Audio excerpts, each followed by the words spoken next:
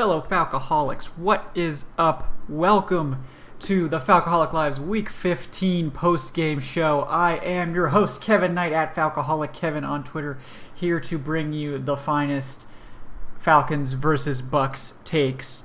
Well, I don't know. I can't do it anymore. I think earlier in the season, if you guys were here, it was like, oh man, they blew that game. I'm so pissed off. I'm really pissed off they blew this game. But it's like I just can't. I can't make it work anymore. It's like it's so obvious that they're gonna blow it. It's like honestly, it would be surprising. It would be more surprising if they didn't blow it. It's like, oh, they blew it again. Okay, I guess I don't care. It's just man. It's wild to be in a season where it's almost like we've kind of been worked up to this loss. Like we just kind of expect it to happen. And it's a sad state to be in for any NFL team, not just a team like the Falcons, but for any fan base that we're conditioned to basically expect this team to suck, to hit this level of ineptitude. It's like clockwork, and it's really, really sad. And I just don't really know, there's nothing they can do about it. I mean, if we're being honest, there's no way for them to fix it. There's no way really for the team to address it in any meaningful way, because it's systemic, right? It's an issue with more than just a player or more than just a single coach. It's ingrained in this team's DNA, and there's the only way to get out of it is to clean house. Every coaching staff attached, every coach attached to this team just needs to go, and I think it's honestly just like a purge of spirit as well as a purge of staff. And I think that's the best way for the Falcons to move on. But, we should probably talk about the actual game, and then we're going to get to a lot of draft takes. So, I know you guys want to talk about the draft. Obviously, the draft pick did improve with this loss. So, if you're looking for a silver lining, that's where we are. It's rough. We're in a rough spot, and I don't really know where to start. So give me 1 second here. I'm going to think about it. And we are going to be joined by Adnan Ikic. Adnan, noted Matt Ryan hater, Adnan Ikic. Shout out to the stream for coming up with that one. But he'll be here in a little bit. He's finishing up some work for the site. So we appreciate Adnan's hard work and his dedication to his craft. But in the meantime, guys, if you are enjoying the show, please throw a like. We appreciate that. It helps other folks on YouTube find us. You can subscribe to the channel with that subscribe button. That really helps us out as well. And in case you guys weren't aware, we have a community Discord server that you can check out. The link is floating up on the screen there from time to time. The Patreon is live. We've got some patrons on there now. That's a fun little community you can be a part of. Unlock some perks, support us in the meantime. And if anyone has burning questions or just wants to throw some support at the show, the link for donations is also in the show description. So in the meantime, we've got Eric Robinson making a surprise appearance. So 1 sec, let me help Eric get in here.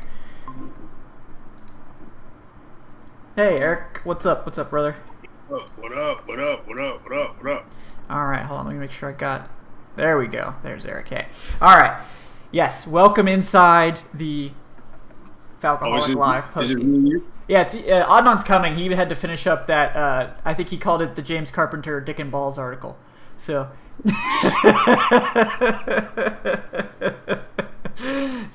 shout out to Adnan, really putting in the hard work for the site. We appreciate that.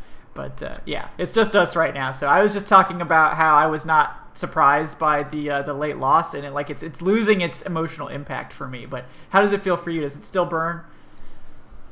Bro, it's another game. Just another one. Game, another week. I laugh at individuals that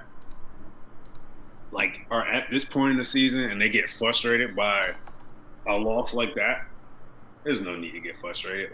You should already know what the team is at this point. And I think that is the difference between, guys like me and you we studied the team enough, and we pretty much know the identity of this team. We pretty much know this team like the back of our hand at this point. Like that's who they are, man. Like I called it right at halftime. I said, look, I expect the Bucs to flip the script in the second half, and they did. Yeah. So it's not a surprise to me at all, man. Like there's no need to. It's week 15. This team is far away from the playoffs. This team is far away from being, a capable team of holding their own.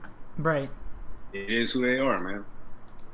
It is who they are. It's really, really sad. And I wish that it wasn't so. But like I was saying a minute ago, it's just like there's not really anything that we can do about it.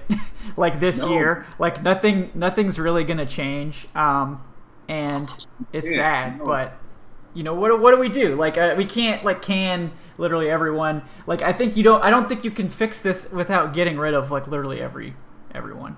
Like I think you have, I mean the coaching staff, not players, but the coaching staff at least. And for those that want to think that people are trying to throw shade and jabs and stuff like that, like come on, man, that don't faze me anymore. Like I know what the team is. Like you try to troll online, like it's going to be pretty pointless. It's not going to get my needle moving at all. Like, right. The team is bad. Like we all know that. So it is what it is, man. Like, and I feel like some people are still surprised by the fact that this is still going on. And again, like I say, it's not much of a surprise to us because yes, they got rid of Dan Quinn, which they should have done. Yes, they got rid of Thomas Dimitroff, which they should have done. But this, I don't know what more evidence you need to say that this team needs an influx in talent across the board. Like, what else do you need? Yeah. I mean, the guys, the culprits that were behind the inconsistent play are gone, and it's still happening. Like, people want to argue with me all the time about wanting to take a guy like Micah Parsons in the first round. I'm like, man, if Micah Parsons can be the best player on his defense next year. I don't get it. This second half was a clear sign to me that this defense needs difference makers. Right. From the back. They couldn't make a play all in the second half. No, it's sad. And it's really sad. And like, honestly, like, and that's the thing, like we saw in the first half, like they have pieces. Like I think a really quality staff can come in here and like it's not like a barren wasteland of talent. Like we've got pieces, and welcome to Adnan, by the way, who's getting in here now. Like they have pieces to build around, but like I just think the overall leadership is so lacking, and the coaching is so lacking. Like Morris has done better, but like honestly, it would be hard to be worse. Like they were literally the worst defense in the league under Quinn. So like now they're just like passable, and everyone's not saying you guys in the chat, you guys are very enlightened. You're watching the show, but other people like they were saying like, oh, Raheem Morris, the defense is like good now. Like no, it's still not good. I mean, it's like it's just not the league's worst anymore. So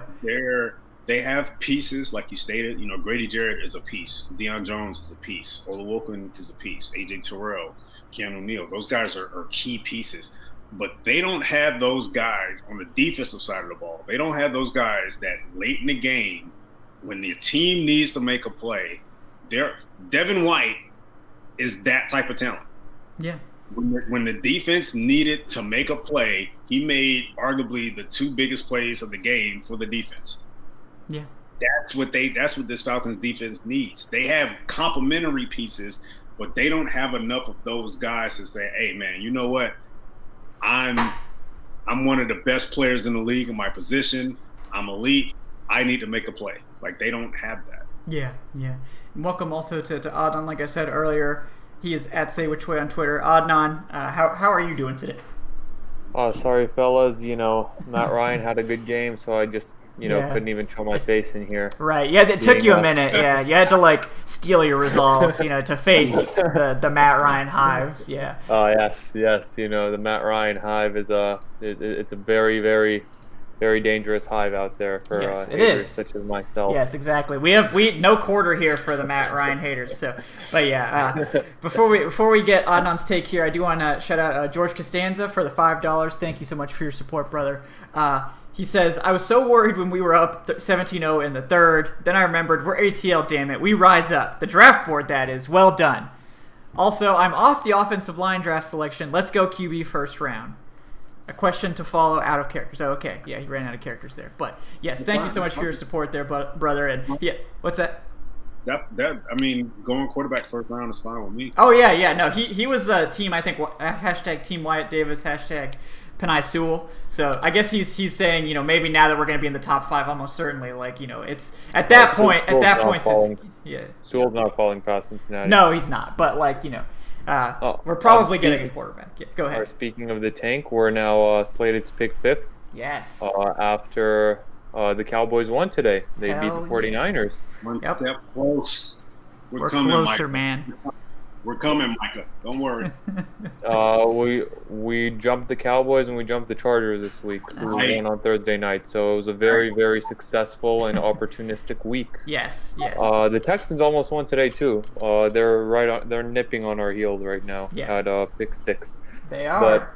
But with the last 2 games being against KC and the Bucs, we will need Carolina to win one of these last 2 games because they will have the strength of schedule tiebreaker over us. Yeah, that's true. But yeah, it's a nice spot to be in. I was getting kind of worried there. I was like, damn, here we go again, eliminated from the playoffs, and playing some great football like the last 2 years. I hope listeners don't get us confused. We're not saying the team should tank. We're not saying the team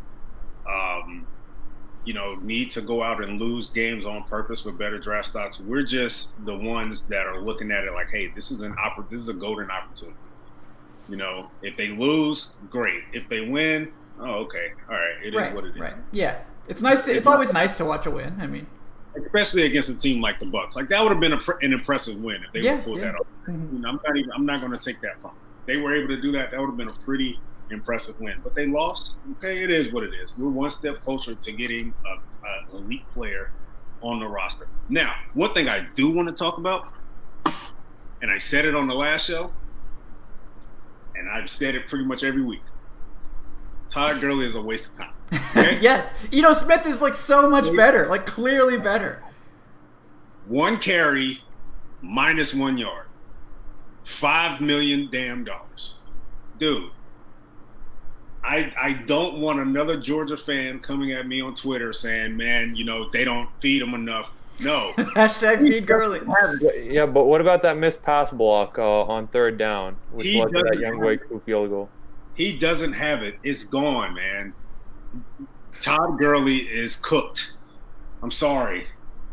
I don't know what else you need to know. Todd Gurley is cooked. He will never be the Todd Gurley of old again. Yeah, but if we bring in Jake Fromm, that'll shock him back to his Georgia days. It'll be a nice Dogs offense. Let's bring him in, and then let's get Sonny Michel to compliment him, and then hell, why not just slide a blank check to Kirby Smart and see what he wants to be the head coach. Let's just turn it into the Georgia Falcons. How about we just do that? Hey, will we have as many championships as the Bulldogs? That's rough. That's coming from a Georgia fan. Yeah. We just have to laugh at it sometimes. Sometimes, yeah. Just like we laugh about the Falcons, But all right, here's George's the second half here. George's question, another $5, brother. Thank you so much. Our benefactor, George Costanza, also our Falcoholic level patron on Patreon. George is really pulling his weight here, so we appreciate George a lot. So I can tell you right now, George, I can't read the second part here just because I have to have some modicum of respect for fellow quote unquote journalists. That'll be the shade that I'm throwing. So but everyone else on the stream I'm sure could see it, so it was there, but I'll read everything else. So George says we blew a 17-point halftime lead. Real question though, everyone's on the Fitz bandwagon, so that's the Northwestern head coach. That'll be the dumb shit Blank will do, hiring him over Lincoln Riley. Thoughts on Fitz as a possible head coaching candidate? I don't think he's saying that anyone's saying that, but he's just oh yeah, that would be dumb if they just decided to hire some random guy. I don't think Blank goes the college route at all, to be honest. I think he's going to get one of these NFL assistants, but who knows? Who knows what he has on his mind right now? Yeah. I wouldn't mind for it, but I don't think it's going to be Pat Fitzgerald. Bro, I'm telling you, after watching the Bills' offense go off again last night, like Brian Daboll is looking better and better. Yep. Yeah. Brian Daboll's been great. That's Brian been Daboll real good. And Arthur Smith, are the two of them are looking really good week after week. I'm interested in seeing. Literally, I'm interested in seeing the very first head coaching candidate that they interview, because I think that's going to say a lot. That's probably going to be, I would say, the favorite. Just the first guy when the season's over with, the first guy that they go after. It's what they do from here on out. I think today, when it comes to guys like Matt Ryan, I think Matt Ryan showed that he still has it. He can still play. We had the questions last week after the Chargers, and you come out here in the first half, and he played a hell of a first half, man. I can't fault him for what happened in the second half, because the blocking wasn't there. Right. It wasn't him. The blocking simply wasn't there. But I think Matt showed that he's definitely capable of keeping around again for 2021. Yeah. So that can play a part in the head coach. Oh, he looked great even without Julio today. Like, that was one of his best games of the season. Yeah, Ridley was so dominant. My goodness, he was just torching the Bucs. Even when Carlton Davis was in there, he was just torching him. Yeah, and if not for an absolutely beautiful play by Antoine Winfield in the end zone, he would have had 2 touchdowns. Yeah, that was unfortunate. I know that it's 4 quarters worth of football. I get it. To me, I want to say the play of the game, or the play that was closest to being I guess the most important play of the game that actually told the story. The Carlton Davis pass breakup in the second quarter that forced the field goal. Mm-hmm. That would have gave them a 21-0 lead, but instead they had to kick the field goal, of course, and then they scored They scored after that. They scored. I think their next possession in the second half, they came down and scored a touchdown, of course, to narrow the lead to 10. I think that was a very important play, because he was open. Ryan did not put enough on it. He kind of floated it out there. And to me, those are the small type of plays that you need when you're trying to get an upset. That was a momentum swinging play, in my opinion. Yeah. And not only that, but the Falcons also were the victims of some unfortunate luck on that Scotty Miller fumble, where Grady Jarrett went over there, had a beautiful play, just punching it out. Grady Jarrett chasing down the slot wide receiver, first of all. And it just came by an inch, where the Falcons would have recovered it right there. And I don't think this game is close if the Falcons get that fumble recovered. Another maybe less than a half a second. Oh yeah, easily he would have got it. And those plays, you can never discount the value of momentum. Those are the type of plays you need when you're trying to pull off an upset. Yeah. And when it didn't go in their favor, it was almost similar to the Edelman catch in the Super Bowl.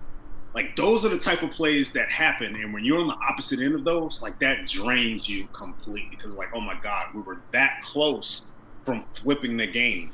Mm-hmm. And I always go back to that play in the Super Bowl with Edelman, where he caught the ball right before it hit the ground, where it had 3 different Falcons had an opportunity to get it. That's the type of play you look at and say, man, that would have flipped a lot.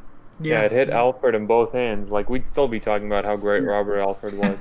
Robert Alford could live here forever, and no one would ever fault him. So yeah, he'd never have to pay for another drink in Atlanta again. Never. Yeah, he won his Super Bowl, 2 interceptions, big 6. There you go. Hey, I would build a statue. I don't care. Do whatever you want, man. You win that Super Bowl in Atlanta, you're a hero for all time. So, all right, we got a couple tips here to read. First of all, we got Eli Amberson with the $1. Thank you, brother, for your support. He said, this is directed to Adnan, I think.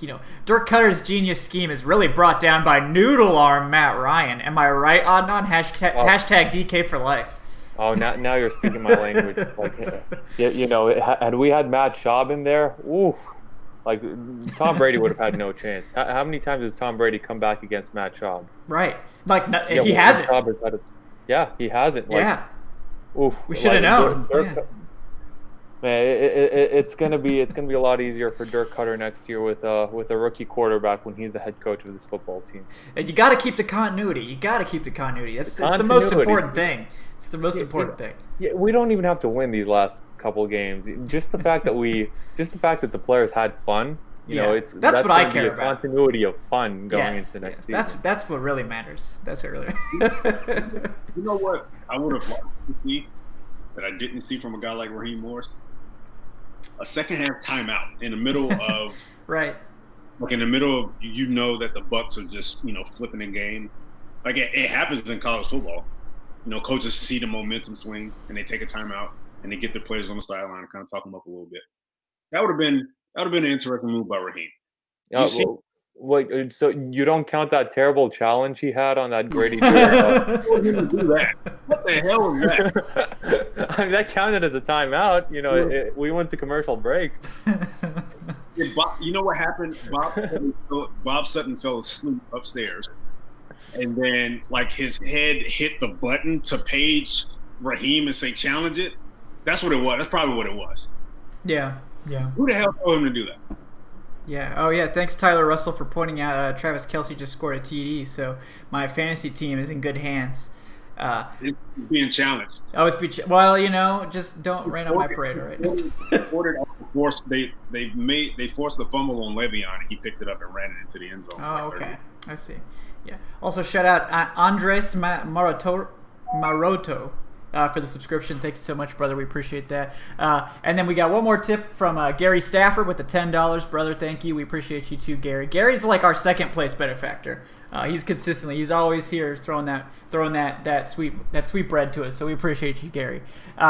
So he says, "Are we the only team in the NFL that doesn't make halftime adjustments?"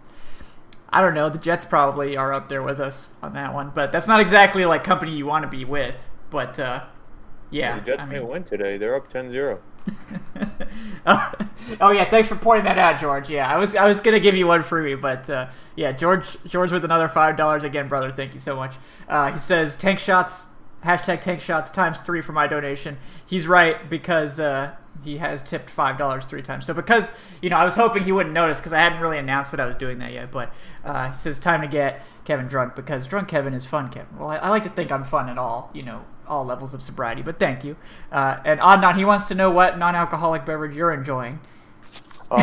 This is it's a Balkan drink. It's very citrusy and orangey. Oh, so cool. It's like a sparkling orange juice. Oh, nice. All right. Shout out to Balkan drinks. I don't think I've ever had one, so I'm gonna have to try one now just because of that. Very delicious. It's like a powder, like an orange powder, and it goes into like water, and you mix it up. So it's cool. It's nice engineering. You just press down here, and then you mix it up. Oh, cool. So it's like built in. Yes. That's awesome. All right, I'm going to have to look that up because that sounds actually really cool. I love orange drinks too. But all right. George also says, did Kelce ever apologize to you, Kevin? I know you aren't into the drama, but that still ticks me off. I don't think she's ever going to apologize to me. I don't expect it, but just the fact that all of you guys really got onto her about it, that was enough for me. So that was enough for me. I can move on from that. But I appreciate you guys' support. She was definitely in the wrong, but yeah. So we appreciate that. I'll get right to work on this, George. But yeah, we should also continue the show while I'm doing the #tank shots. So. We brought up Ridley because Ridley had an awesome game. How about Matt Gono though, stepping in? I think he was playing. Cause I think Caleb McGarry didn't get a full week of practice in because of his personal matter and missed last week as well. But Matt Gono, man, he had a key block on one of those third down conversions, that little shovel pass to Ito, where he just first of all, shout out to Ito because Ito isn't getting a lot of chances to showcase, but he really does look like a prime Devontae Freeman out there. His vision is so far and ahead better than every single other running back on this roster, and you can tell he knows what he's supposed to do on the damn play. No offense to Brian Hill. Okay, a little bit of offense to Brian Hill. He would have just barreled ahead. Okay, it's time for me to get this first down. Here I go. Ito caught the ball, took a few steps, saw the defender there, and was like, you know what? I should wait for my blocker. And he just sat there for a half a second and waited for Gono to actually finish the block, and then snuck for a few more yards for the first down. That's what you need. It's not just about how how fast I can go, or like how many, how thick I am, or whatever. Like, you have to read the play and have patience sometimes. And I was really impressed with Ito's moves there. But are there any players you guys want to shout out? It can be the same ones. It's fine. Foyle had a good game. Like, he was covering Gronk well. Gronk had that like insane catch where Foyle was all over him. That just nobody in history is ever gonna like defend that. Like, you could not have defended that one better, but it was better offense. Dion had a sack. The linebackers are good. Like, our linebacking core is good. Like, we have that set moving forward, and it's a nice thing to have where you have a very strong position group, and you expect them to get better and better as the years go on. If this team only could get a pass rush and improve the secondary a bit, like, this defense has a chance to be really, really solid next season. And shout out to Dante Fowler. He's gonna cash another check after this game. Yeah, shout out to my video this week where I break down base salary and how that it is divvied out between all 16 games, and Dante Fowler's out there cashing them checks. So. Yeah, he took my shout out, but I'm gonna give another one to Fowler. It's fine that you don't want to show up to the games, or even if you want to go out there and rock 56 like you're fucking Lawrence Taylor or something and not do a damn thing. Yeah, shout out to him, man. He's giving it his all, man.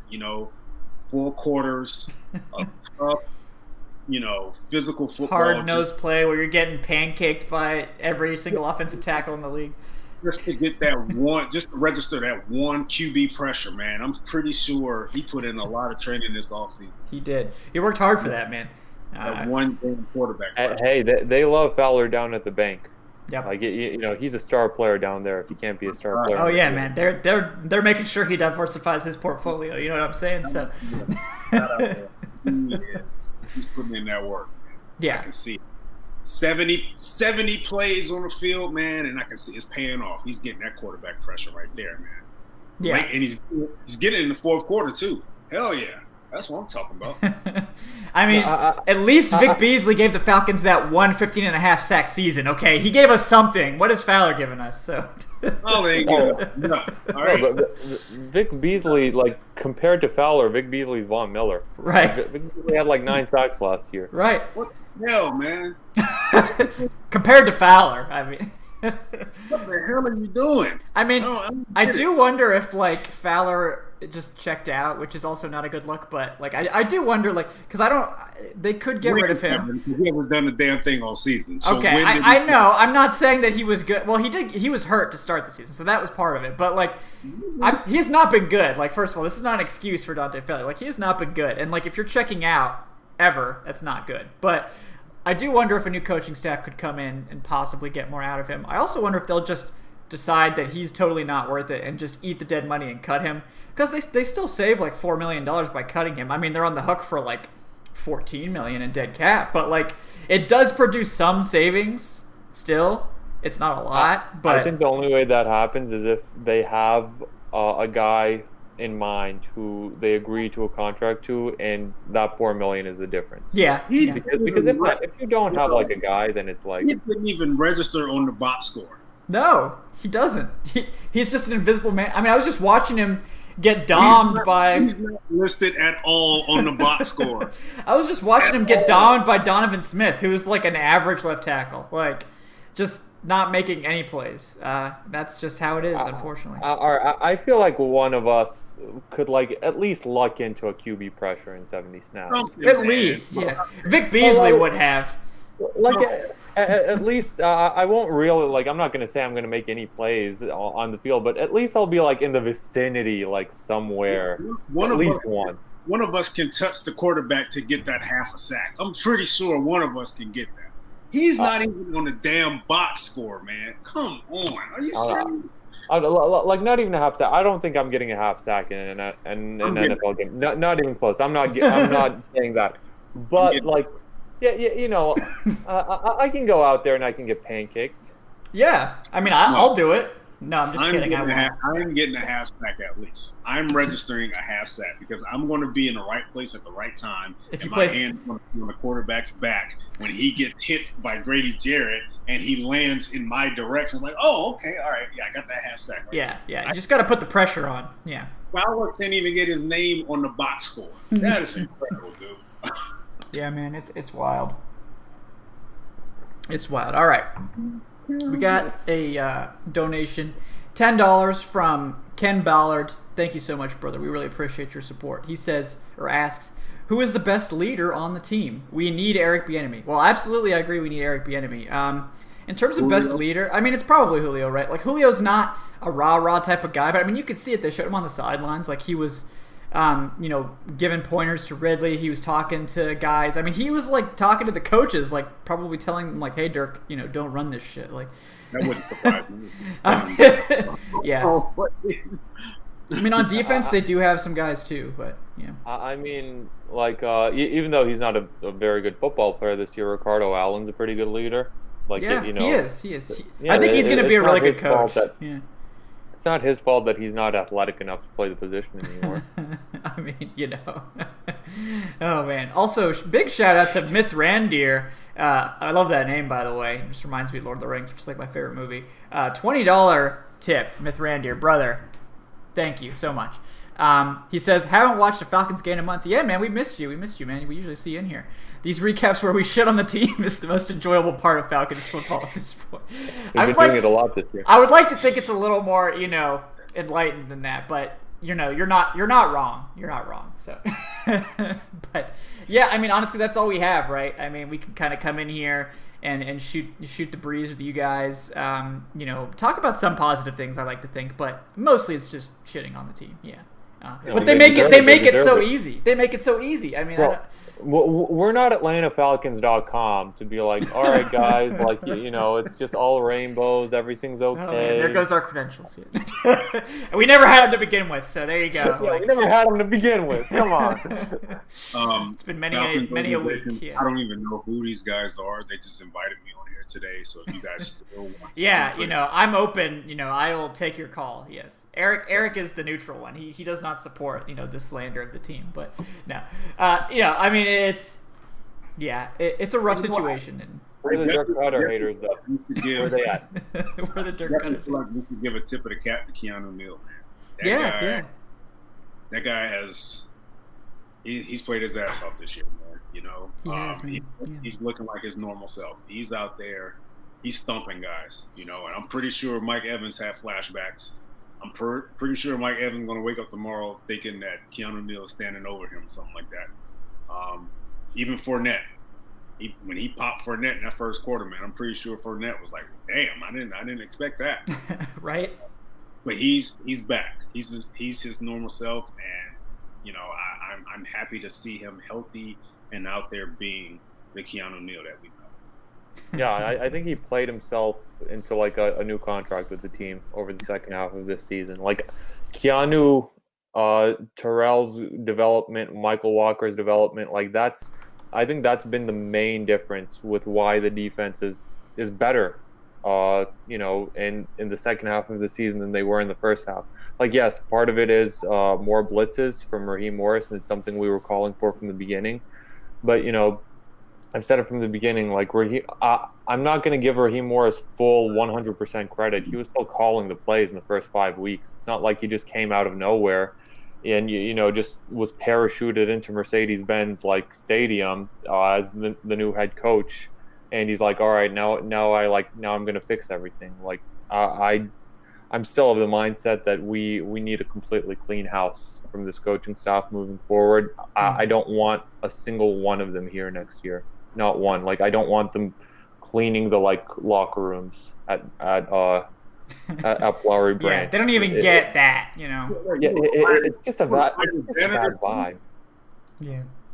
You want to fire the janitors too in a year? No, the janitors are fine. The janitors do a fantastic They're job. I'm innocent, just talking about the coaching staff. Yeah, like Just the staff, purely the coaching like the ticket sellers and like the stadium staff and everybody else that's like tangentially related to the Falcons but doesn't make football decisions. You guys are great. Love those guys. Yeah, love those love guys. you guys. know, yeah. the cheerleaders, great. They do a great job. Yeah. The guy in the men's locker, in the men's bathroom right now, that's trying to get up that vomit off the floor. I'm pretty sure.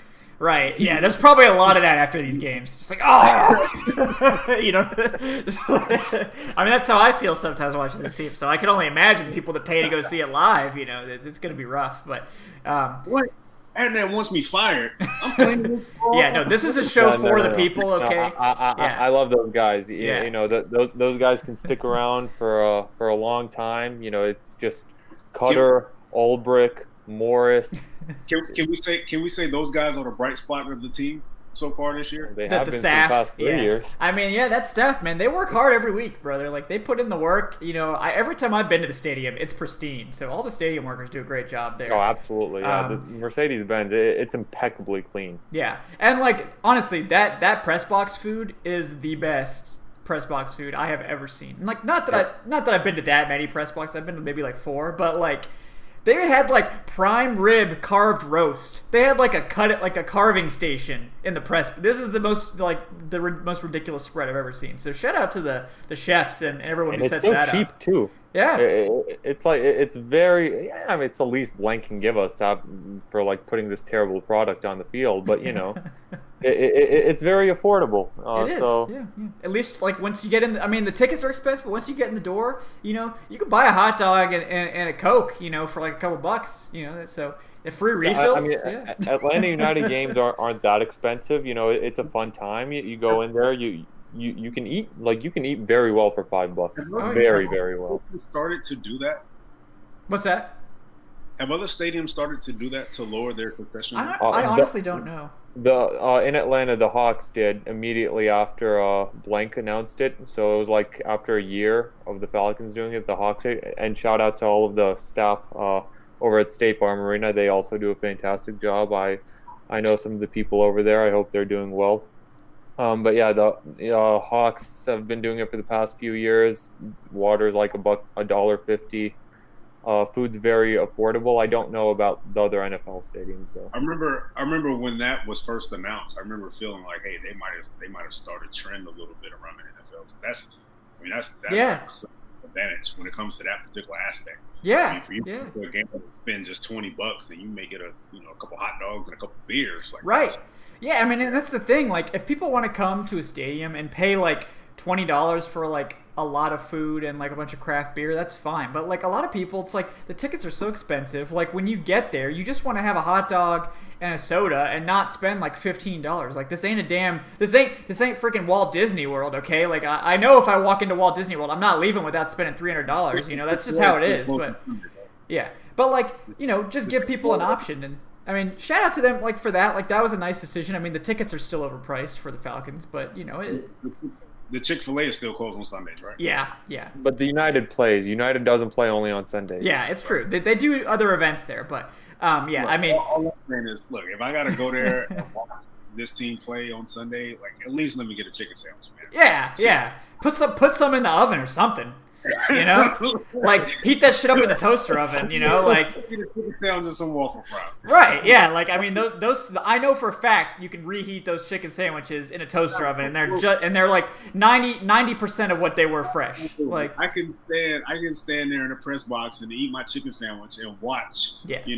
Sheffield get burned for 80 yards. Yeah. So that'd be if I got that Chick-fil-A though, like it makes all the difference. It's like, all right, well, Sheffield's getting burned again, but like I got this spicy chicken. Oh, man, they blew another lead. But that's man, great. damn, them waffle fries hitting. Like Let me tell you. Last year when I went to that Falcons-Rams game in the press box, the highlight of the day was the food in the press box. That press box game, food, 37-7 or whatever the hell it was. Matt Ryan got hurt. But that ice cream in the press box was absolutely impeccable. Yeah, dude, that press box food is fire. You were putting sprinkles on your ice cream when Devontae Freeman was getting jacked up by Aaron Donald, right? Like you were just Absolutely. Well, we had a punt blocked. All right, let me just, take another bite. Oh no, this is so sad. While I eat this prime rib carved off the bone for me, Make another banana split. I wonder if that's media manipulation. It's hard for media to write these like really spicy takes when they're just like getting wined and dined by the team. But, yeah, they're just feeding me. It's hard for me to be mad. Happens, they just put some food in front of me. More shrimp, sir? Yeah, sure. Yeah, it's hard for me to be like that mad at the team when they're feeding me so well. So I see what you're doing, really Falcons. That bad. Yeah, I see what they're doing. This is very smart, but yeah, yeah, it's not that bad. Yeah, no. I mean, no, seriously, like So shout out Atlanta Falcons. Please give us credentials again. Next year. Like obviously this year, with COVID, like I understand, but like next year, please. Next year, please. Yeah. But I mean, like to get back, this food talk is very, nice. But to get back to the team, a little bit. I mean, I do think we saw some very positive things, but then we saw also some very like not positive things in the second half, right? Like it was like, I mean, it's basically the story of this team is like this team can play like a Super Bowl contender for a half. But that second half is like really bad. Like it's real bad. Like I didn't see a whole lot of positive in that second half. I'll admit, even with the touchdown drive, they had like that drive was fine, but this is the problem with this team is like Dirk Cutter just runs out of plays. Like it seems like after they run off, like if they have to get off their scripted plays and he just has to like legitimately call a game, he is awful. Like he has no feel whatsoever for NFL play calling. Now, it's fine if they can script some plays and get those practice plays down. And, like, Brian was really sharp on those plays. Everything was going great. But, like, the problem with Dirk Cutter is that if they get off script even a little bit, like, if that 1st and 10 pass is incomplete, it goes to shit. The whole thing. Like, and that's how you know he's not a good offensive coordinator. Because if you're going to a 2nd and 10 run. Yeah, it's going to be a 2nd and 10 run. Like, he uses 2nd down as, like, a maintenance down. It's like, okay, let's get a few yards here so I don't have to try to call a 3rd and 10. Like, no, try to get 1st down. Like, the Falcons are so goddamn bad on 2nd down. It's ridiculous. One thing that I'm seeing, and this is really troubling, and we pointed this out plenty of times before, but, man, when this team gets punched in the mouth, like, it's literally – you literally can see both sides of the ball are looking around saying, all right, man, who's gonna punch back? It's like, again, I don't know what it is about this team, but when that happens, when a team says, all right, enough is enough, and we're gonna punch them right in the mouth, like no one responds. Like that's the troubling thing. No one, offense, defense, even special teams, no one responds. Yeah, that's really troubling. Yeah. They haven't been responding for years. It's a reflection of the leadership. They panic. They panic as soon as something goes wrong. It's like, not to compare football to like to war, but it's an art of like one side versus the other. In like let's say a war, you look to your generals for guidance, for leadership, and if your generals are out there panicking and they don't know what to do, then the entire unit is going to fall apart. And that's what's been going on with the Falcons for years. And that's another reason with this coaching staff. I say it every single week. This coaching staff has developed this culture of being losers, within this team. Yeah. And you're not going to be able to change that culture overnight. You can't just change it by saying tomorrow, all right, we have a new culture, guys. It's changed. Here's a new T-shirt, new Falcons culture. You have to rip it out, root and stem, and the way to do that is to completely clean house. And it was a good start by firing Quinn and Dimitrov, but now you have to complete it. You have to complete that process. You know what? I mean, get rid of Rich McKay for all I care too. Like, what the hell is he doing? Hopefully, I think the best thing we can do at this point is hopefully that Blank is seeing what we're seeing when it comes to that. Like, hey, I fired Quinn, I fired Dimitrov, but the problems still are persistent. They're still there. The same issues. So maybe it's more scrubbing that we need to do. And it is a lot of the teams that you see that are consistently in the playoffs, Green Bay and Pittsburgh and, the Chiefs and like those teams, Seattle, when they get punched in the mouth, they respond. Like, that wakes them up. Yeah. And you see a completely different team. Yeah. And the thing is, it was like that for the Falcons under Mike Smith, too.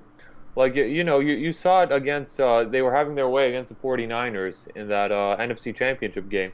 And as soon as the 49ers started to punch back a little bit, they folded. So what's the common denominator then? It has to be. Like, what's the common denominator in that occurrence compared to this? Right. Weak defensive head coaches who don't know how to finish games and who are not aggressive enough. Well, coaches at the NFL level. I think the philosophy is part of it, right? Like, this defense, like, the defense can win us games. Like, it's hard for Dan Quinn, Raheem Morris, whoever, to be like, I'm not going to follow my instinct, which is I can trust my defense. Like, they just don't. Like, they always trust their defense. Like, that's why we see them rushing 3 so often. It's like, oh, I trust my coverage. These guys are going to do what they're supposed to do. No, you're fucking stupid. Like, they're not going to cover right. Like, this we have some of the worst coverage in the NFL. Like, we have, our pressure rate is fine. Like, we get a decent amount of pressure. We don't generate a ton of sacks because the coverage is really bad. But, like, this defense has more than enough pressure to force errant throws and do things like that.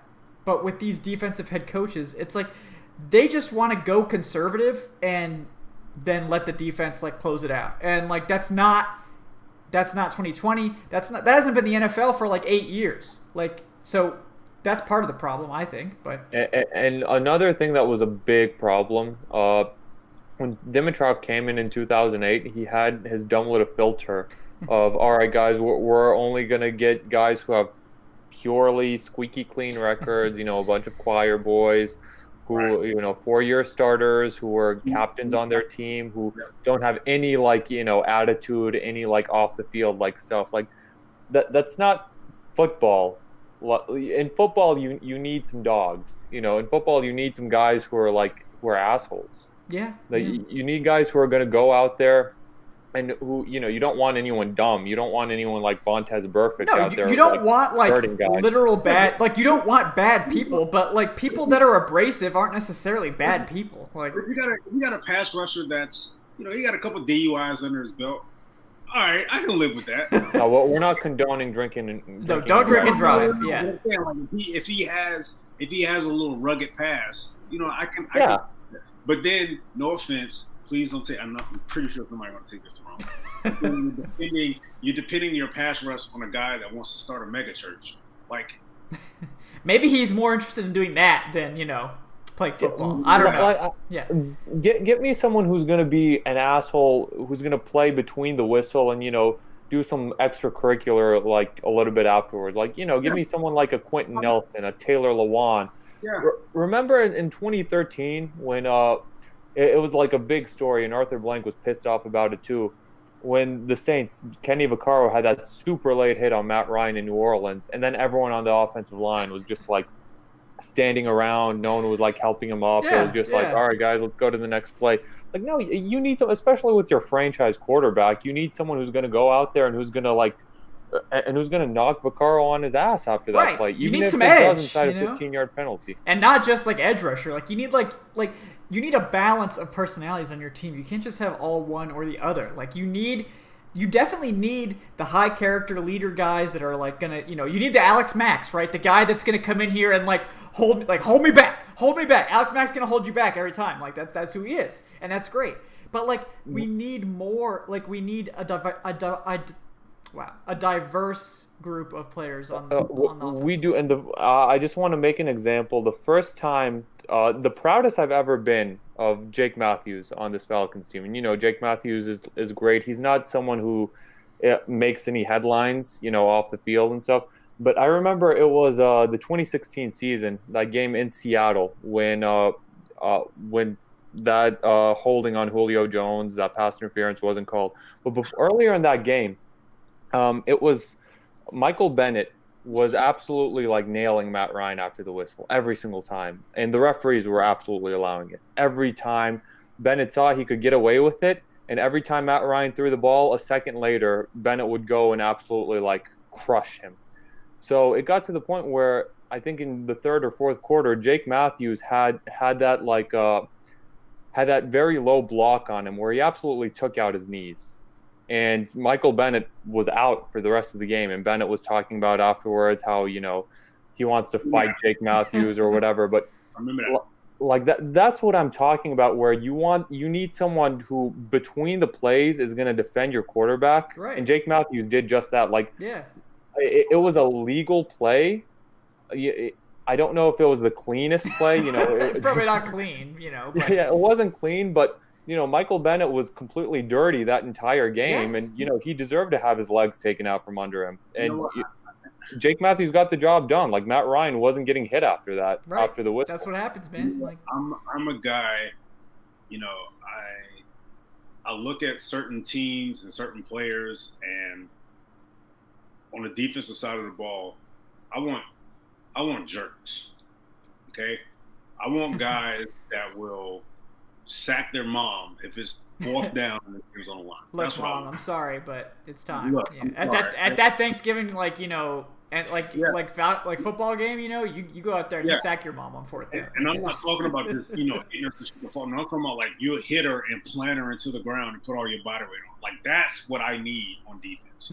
Those are the type of guys I need rushing after the passer. Yeah. And they don't have that. And I noticed that for a while. And you know, Adnan brought it up. Like, they have a bunch of choir boys on this team, and they've done it for so long. And it's like, man, they're really drafting the same pedigree type of players in the locker room. They're drafting guys that were just scholar, you know, for the most part, Boy Scouts in college. Mm-hmm. And they just, and this is what it translates to. Yeah. That when you get kicked in the nuts, it's like, man, who's gonna respond? Like, that's so troubling. It really is. And like Kevin said, it's not, you don't want one extreme or the other. The Falcons have this one extreme. You also don't want that extreme of, you know, everyone is like on the Bengals a few years ago where you saw them literally cost the Bengals that playoff win against the Steelers because it just kept being late hit after late hit. You want that middle path balance of, you know, it's great to have some of these like squeaky clean guys for the locker room, but you also want some of these assholes for on the field. And, you know, you hope that it's the correct mesh. Like, you know, the great teams have those guys. Like, look at the 85 Bears. Those guys were like, there was a bunch of assholes on that team. That's the greatest defense of all time. Yeah. Even look at the Seahawks. I mean, look who, you know, at their quarterback position, you know, it's a guy that like Russell Wilson, but, you know, Russell Wilson's not he's not one of those type of guys that is just going to, you know, get in your face and tell it like it is. And he doesn't care. Like, he kind of sort of fits sort of the choir boy mold. Right. But you had that locker room full of guys like Earl Thomas and Cam Chancellor and Richard Sherman, jerks. And it meshed. It meshed well. They won a lot of games. Yeah. Like, I know for sure that's what this team needs. Regardless what scheme they play with, that's what they need. They need guys in that locker room that are just going to say, we're going to get this damn win today, and I don't care what happens. We're going to win. And the other thing, I know someone in the chat mentioned Jalen Collins. Like, Jalen Collins wasn't good. You need these assholes who are good. Like, you need them to be good football players too. Right. Yeah, that's important. You know, that's important. Yeah. You can't just have an asshole out there who just like sucks, and it's like, all right, bro, like, what are you contributing? Yeah. Like, you know, Tack is a jerk, but he also sucks. He can't play. Yeah. He can't stay on the field. Like, he's always hurt. Like, yeah. No one cares about that when you're on the sideline with the groin injury. Exactly. Yeah. All right, I got some donations to read off, so we should definitely need to get to these. All right, first of all, George Costanza with the $5. Again, thank you so much, man. We appreciate you. So who is the opposite of Fowler? Jesse Tuggle or Keith Brooking, if you had to pick? What do you guys think? I don't know. I mean, who's like the polar opposite? Like, somebody who's like actually going to go out there and bust ass and like get the stats, you know? I'll go with Tuggle also because Tuggle was super cheap. Yeah, like, Tuggle was an undrafted free agent, and Fowler is costing us an arm and a leg. Yeah. So if you're looking at the exact opposite, I'm going with Tuggle on that. Yeah, I totally agree. Tuggle played with a chip on his shoulder. Oh, he did, man. Yeah, he was hardcore. Like, I actually went, like, Tuggle was way before my time, but like I went back and like watched some of his best games just because like he's so ingrained in Falcons culture. Like, I feel like everyone who wants to be like a real like well-rounded Falcons fan should definitely go back on Game Pass or whatever you have and just watch some of Tuggle's like best games. That dude, just busted ass like every play. He worked his way up from being an undrafted free agent and really just killed it. One of the best Falcons ever. But George also says he wore 58 because he grew up loving the hammer. He'd be a Hall of Famer if he wasn't in Atlanta. If he were a Cowboy or 49er, he would have been first ballot. A lot of guys would. Mike Ken as well. It's a lot of guys who are getting, hoed because they're not, because they were Falcons. Yeah. Top 10 linebacker all time, criminally underrated. Yeah, I agree, George. I mean, Tuggle just never got what he deserved because he played in Atlanta, and that's unfortunate. Yeah, I don't think Novus ever ended up in the Hall of Fame either. No, did he? that one's just as egregious, honestly. Like it's crazy. All right, go ahead. I think Humphrey got in over him, right? I think so. Yeah, Claude Humphrey did. He was the only Falcon. Yeah. You can count Tony Gonzalez, who went in as both a Falcon and a Chief. I don't think Dion went in as a specific one team. Right. So that counts, but yeah, Humphrey's probably the one that's the biggest, Falcons centric Hall of Famer. And Matt Bryant probably will be.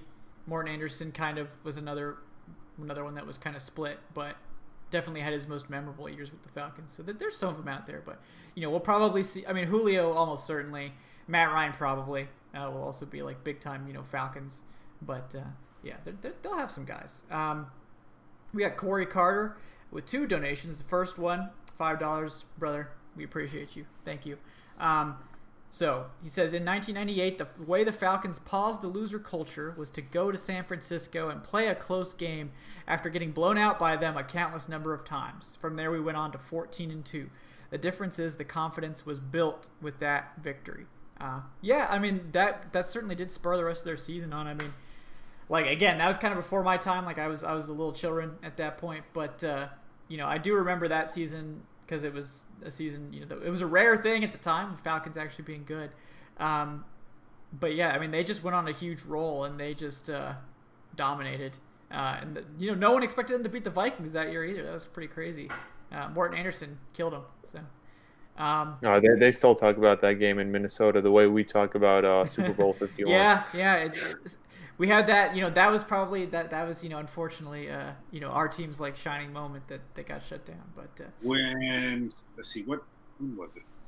Was it last? No, it was 2017 when Minnesota came to Atlanta and beat them in that low-scoring defensive game. I actually had a Vikings fan come back and say, that was for the 98 win and the Michael Vick win. I was like 15, 16 and the years grudge, ago. Man. Yeah.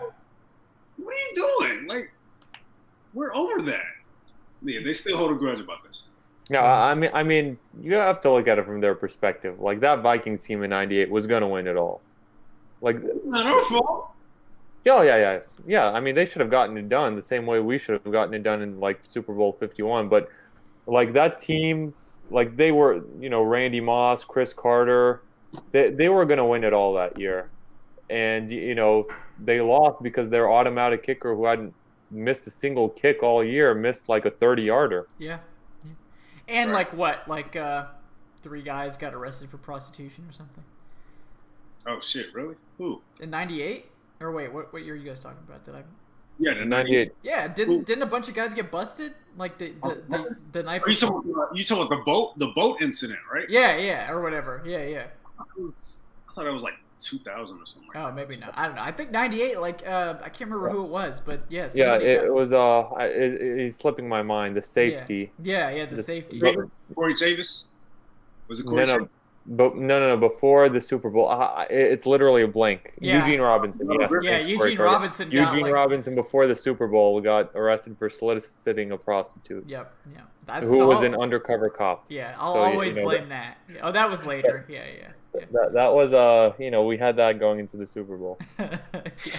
Man, that's rough. That's pretty typical Falcons. Yeah, man. You could have waited till after the game. Win the Super Bowl first, then go get the prostitute. Yeah, but get it afterwards. Celebrating too soon. Yeah. Celebrating way too soon, man. Bro, don't you have more important stuff to worry about that night? Why isn't he studying his playbook, I don't want to talk to anybody the night before. I don't want to talk to my mom. I don't want to talk to my kid. Nothing. Leave me alone. The night before the Super Bowl, leave me alone. Yep. But yeah, get the prostitute later, man. Yeah. Just wait, man. Keep it in your pants. Yeah, Literally. we're not condoning prostitution either on the Falcoholic. No, that's definitely not what we're doing. So. Yeah, we're not. Definitely not. Yeah. Totally not. We support, sex workers, legal sex workers. Absolutely. You guys. Get to those, the legal one. Yeah. Absolutely. This show's gone off the rails. Yeah, we got off the rails. Okay, so we got another donation to read. Yeah, that's Corey Carter again for $5. Thank you so much, brother. Yeah, he's basically hammering home the point that confidence is really important. Yeah.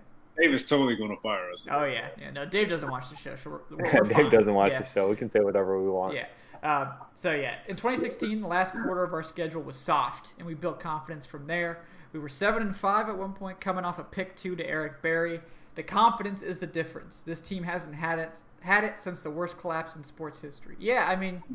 Well, can you blame them? No. Let's be honest. It's really hard to overcome something like that, but... It really is. It really is. Yeah. It's doable, but at the same time, it's like, can you really expect a team? I mean, the Bills haven't overcome losing 4 straight Super Bowls. No. Can you really expect a team to overcome something like that, like immediately? I don't. No, I mean it's been a while now. Ironically, like their best season after that was the year right after. Right, 2017. It was 2017, and that was so impressive. That was the most impressive coaching performance of Dan Quinn's career. To be able to motivate that team into 10 wins after what had just happened, because the Super Bowl hangover is absolutely real. Definitely, yeah. It is. Like I'm not saying that the Falcons can overcome that, but what I'm saying is basically that it's probably going to take another regime, which they're in the middle of doing now. It's probably going to take another regime to do so, to wipe away that. But I'm not necessarily surprised that this team is still kind of suffering from that. Right. Yeah, I agree with you. It's a rough situation, and it's always hard to overcome something that difficult. Like, if you think it was difficult as a fan, multiply it by 100, and that's what it is for like a player or a staff member. You watch the game today. How many times was that referred to? Right. Anytime the Falcons are in the same room as Tom Brady, it's gonna be referred to. But how many times was that referred to on television? So just imagine how many questions the players heard this week about that. Mm-hmm. How many times they heard that in press clippings this week? Yeah, and how was it that off season? After that Super Bowl, that was the story. Yeah. That's rough, man. Yeah, that's a tough pill to swallow, man. It is. But yeah, I mean, at this point, like Eric was saying, the Falcons, I believe, are saddled up for the 5th pick at 4-10. They can go 6-10 at best. Let's do it. Michael Parsons. Yeah. You don't think they're going to draft? I mean, they're going to draft a quarterback, almost certainly. My thing is this. Okay, I'm saying Michael Parsons because I'm assuming they're going to go in the top 5, and I don't think outside of Fields and Lawrence there's a top 5 pick at quarterback. Right, but if they want one, I do think Lance is a first rounder. I do think Zach Wilson would be a first rounder, but for them to be taken in the top 5, I don't know. Yeah, but quarterbacks always have their stock increased leading up to the draft. They do. Yeah, I mean, it's really just if they don't if they like Lance or Wilson, they will take them at 5 because they can't wait. Yeah. But I mean, in terms of overall value, maybe not the best, but I'll say it a million times between now and the draft. I would much rather see a trade back, ideally a trade back. Absolutely. You get a desperate team to give you a future first and whatever else this year for a quarterback, and I mean, I would not. I like the idea of giving a second rounder for Sam Darnold if we want to go that route. Yeah, I mean that is intriguing to me. What about Dwayne Haskins? I don't know. I'd probably rather have Darnold, but I don't know. I'd rather have Darnold too. I wouldn't give a second for Haskins. Yeah, I mean, if we want to throw a 5th for Haskins, sure. Would you trade for Dwayne Haskins? It's the better question. I would trade a day 3 pick for Dwayne. I don't know that I would really feel super comfortable with that, in terms of a team building strategy, but I would trade a day 3 pick for Dwayne Haskins as maybe a backup or a potential future starter, but he just hasn't shown me enough even in spurts. What has Darnold showed? Well, I mean, I don't know. Alex Smith looked good in that offense. Has Dwayne Haskins really done much otherwise. Like in Ron, like since Ron Rivera's taken over, not with whatever crap was going on there before, but they haven't given him a fair shake. I mean, I'm not saying Darnold wouldn't be a good trade. I'm just saying, okay, what has Darnold showed at this point to say, man, we can trade a day 2 pick for him? Like, he hasn't really done a whole lot in New York. Now, granted, it's because I think he's bogged down by Adam Gase. Adam Gase is like the only offensive coordinator that's like consistently week to week worse than Dirk Cutter. But at least with Haskins is dealing with an organization. He's dealing with a front office right now, and he's dealing with a coaching staff that didn't want him. Right.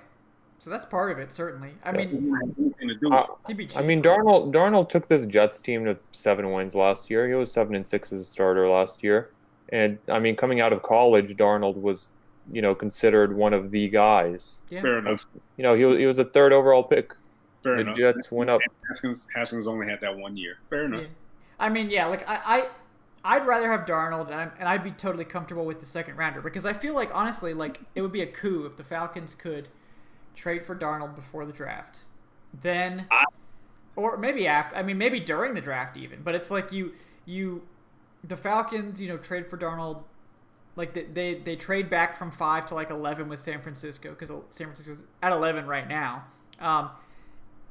San Francisco can get Trey Lance or whoever they want, and then the Falcons pick up an additional 2nd this year. Maybe they also get a 1st next year, and then they trade one of their 2nds for Darnold. And it's like 2 birds, 1 stone. Like, you get some extra picks. Now, the fans need to realize, like, we're saying this, but of course, it's not a guarantee that they can trade back. Because it's gonna take a team that's willing to dump a bunch of picks. Yeah. You're not going to trade back for 1 or 2 picks. You're probably going to try to trade back for a 1st next year, maybe a 2nd, and anything additional on top of that. Yeah. But there's a lot of teams. I mean, like San Francisco, Denver. If they were to execute that trade for Darnold, I would love for that trade to happen after they trade back. Yes. Like, okay, you traded back, you couped a 2nd round this year, 2nd round next year, a 1st next year also. Okay, you know what? I'm cool with that. Yeah, and you get now you can just go defense. Right. Now you. Yeah, because they'll still probably have a pick of a good defender in that range. Yeah. Probably not going to be Surtain or Caleb Farley or Rousseau or Pay, but they'll have, they'll be able to get somebody there. Right. So yeah, I mean, I'm into that. I think that's a possibility. Yeah, maybe Jamar Chase. Jamar Chase. Yeah. Hell yeah. How about Najee Harris, brother? You guys ready? Devontae Smith. I'm down with Harris in the 2nd round. Yeah, sure. I'm down, with that. If he's there. Yeah. Absolutely. Especially in an Arthur Smith offense. Yeah. You can't sit here and tell me they couldn't use a Najee Harris today. And he could be our Derrick Henry. They could have used a Najee Harris today. Matt Ryan threw the ball 49 times. Yeah. So, yeah, but Todd Gurley got -1. Well, that's a damn shame, they man. just refuse to use Hey, bro. Yeah. So I mean, hey, I got more rushing yards than Todd Gurley today. Technically, we all did. We're all better than Todd Gurley today. Yeah, man. For half of what they're paying him, I can get -1 yard. Right. I can get as many negative yards as you want. You pay me that money, sure. I'll go I don't get even tackled. have to suit up, and I'll get more yards. Terrible. And if he's hurt, why is he playing? Yeah, I mean he's just been a big. I don't want to hear. Oh, he's not 100%. Why is he playing? Yeah, he's trying to get that 13 touchdown incentive. There's $500,000 on the line, Eric. There are. If he's not hurt, if he's hurt, and he's already dealing with the arthritic knee, don't put him on the field, man. Yeah, if that's the excuse, but it's not that. It's it better not be. It's that he's slow, man. He's slow, and Dirk Cutter's offense does him no favors. I know that, but I'm sure the team is going to come out and say, man, he hasn't really been 100%. Oh, I'm just waiting for the straight from the beak, where we hear it. Yeah. 100% in a month. Well, why the hell?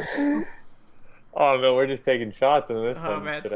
sorry. Yeah, no. Beak, I like you, brother. We've had some good conversations. I like Beak, but yeah. We want to go to the games next year. Like, we need these credentials. Yeah. No, I like Beak. Matthew Tabik is actually a really great guy. I've had some nice conversations with him. So was Will McFadden. Yeah, so is Will McFadden. Will McFadden's great. A lot of the people there are great. Jason Butt, very good as well. Yes. we have some quality folks here. It's like I understand what you have to do. You work for the team. You can't write negative stuff. Like that's how it is. Like that's how it works. So we understand. It's fine. But yeah, guys. Like I don't know what else we could say. It's draft season. They're 4-10. They've been eliminated from the playoffs. They haven't been good for a while. Hey Kevin, I have a question. When you've been doing your mock drafts, have you been getting anyone saying like, "Man, it's too early for this"? I mean, not really. I think the last mock I did was not this week, but the week before, where the Falcons took Trey Lance at I think it was 8 or something or 7. I remember I got those comments last year when the team was 1-7. It's too early for this. Oh, it's too. Yeah, no. I mean, I think I started in week 13 this year, and it was like, oh yeah, no, it's not too early. Yeah, no one was saying that. Yeah. When the team is 1-7, what is the best time? It's never too early. Yeah, that's the thing. When you have 7 losses, you can start mocking. That's free reign. Terrible. Yeah, I mean, I think when they were 0-5, it was free reign to start doing mock drafts, but I waited a little bit just because I needed some time for content. But yeah, but guys, we really do appreciate everyone for hanging out tonight. Like I said before, if you don't mind throwing a like at the video, that helps other people find us on YouTube. Subscribe to the channel. That also helps us out a lot. Thank you so much to everyone who donated. We appreciate all you guys. George, our benefactor, Mithrandir for the big one, Corey Carter, all kinds of folks were pitching in tonight. We just Ken Ballard, Gary Stafford, Eli Amberson, everyone who supports the show. We even you guys, you don't have to donate to support the show. Like everyone who subscribes, everyone who likes, we appreciate all you guys.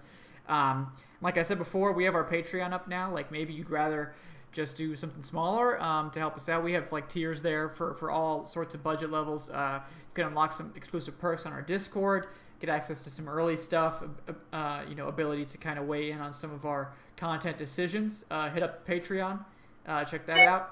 Our Discord is open now for folks to come chat about the Falcons. Have a lot of fun there. And we would just really appreciate you guys tuning in and supporting the show. George Costanza with the last second donation, brother. I was just about to start signing off, so you got it in there at the very end. That was very clever of you. In the streets. Yes, George Costanza again with the $5, brother. Again, thank you. So George says Lawrence and Fields are going 1-2. We could get Wilson at 5, but Jamar Chase would add another element to our offense and widen our window. Yes, he would. I know you hate it, but tell that to the 12 teams that passed on Jerry Rice or 18 teams that passed on Moss. # one last shot. One last shot. Man, can they do that?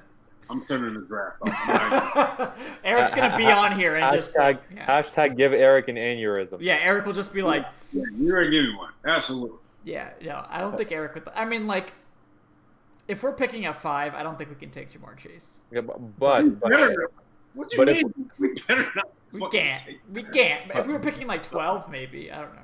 But if we were basing it off of the last time we saw him, like we did with AJ Terrell, right? It was that national championship game, and he went off. For as good as Terrell's been, you remember what Jamar Chase did to him? Well, by that logic, Jamar Chase, Hall of Famer. You guys are killing me, man. They're just doing it because, you're so against it, Eric. Totally against it. Yeah. Absolutely against it. If we draft Chase, the run-in Chase is bad. Because I know how this fan base is, and if you drop enough seeds, they're going to take it and run away with it. Oh, yeah. We're going to face Jamar Chase questions over the next few weeks. No, we're not.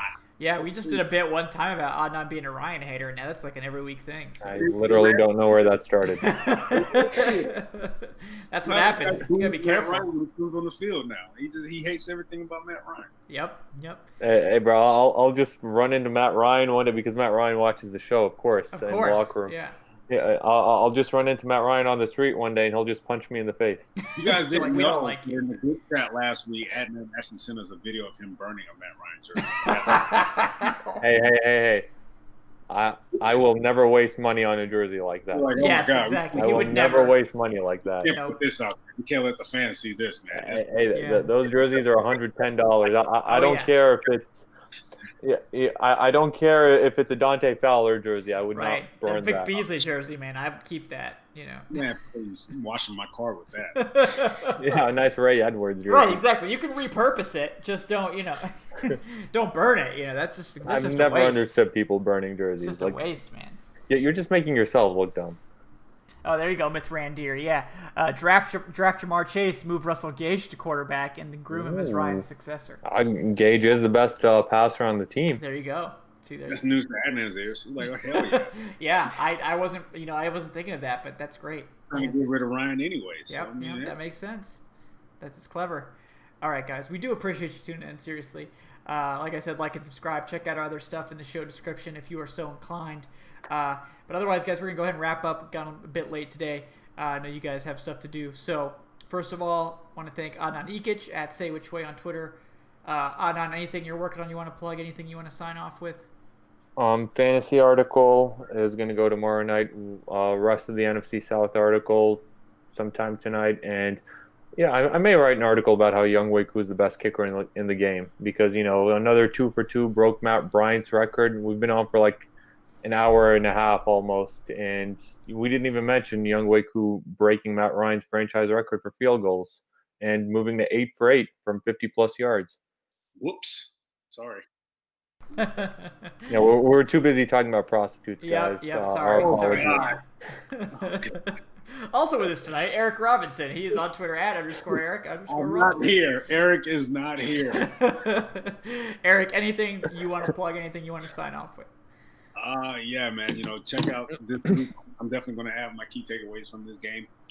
Be on the lookout for that this week, and I will probably start cranking out another coaching search article this week as well. And I got one in mind I've seen this name floated around a little bit the past couple weeks. Yeah. All right, look for that, guys. Be interesting stuff. And again, guys, I am Kevin Knight at Falcoholic Kevin on Twitter. I will have, you guys, honestly, you guys really seem to like the videos we did on the channel this week. I know I'm going to try to get some other folks involved, like Eric and whoever else wants to be involved, to do some like joint film reviews. I'm still working on like the mechanics of that, but we'll have some more content, some video content for you. I'll also be doing, written stuff, mock drafts, all that good stuff over the coming weeks as, we're now, a top 5, pick, top 10 pretty much guaranteed. So we're going to be getting into more off-season talk, more free agency stuff, and we'll be back on Wednesday at 8:10 p.m. Eastern. So we can get that one final, showing before Christmas, and then again we'll be back talk about the game post game. So until then, guys, we do appreciate you tuning in. Check out all of our stuff. Look in the show description for those links.